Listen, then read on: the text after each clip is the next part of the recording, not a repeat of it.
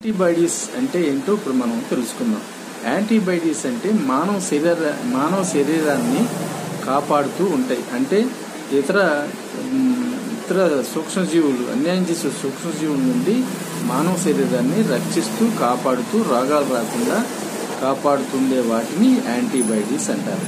ఈ యాంటీబాడీస్లో మానవ శరీరంలో రెండు రకాలు ఉంటాయి: తెల్ల రక్త కణాలు, ఎర్ర రక్త కణాలు. ఈ మానవ శరీరాన్ని కాపాడుతూ ఉంటాయి. అంటే మనకి అన్యాయం చేసే వైరస్ నుండి మరి రోగాల బారిన పడకుండా వీటిని చంపుతూ ఆ మానవ శరీరాన్ని కాపాడుతూ ఉంటే వాటిని యాంటీబాడీస్ అంటారు.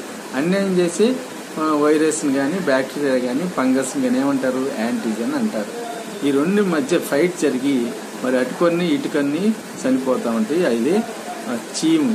అంటే మనకి అన్యాయం చేసే కణాలు కొన్ని చచ్చిపోతాయి, మరి మనకి మేలు చేసే కణాలు కొన్ని చచ్చిపోతాయి. అంటే యుద్ధమనంగా అటు ఇటు చచ్చిపోతాయి. ఆ పడిన మలినాన్నే చీమి అంటారు, దాన్నే ఇన్ఫెక్షన్ అంటారు.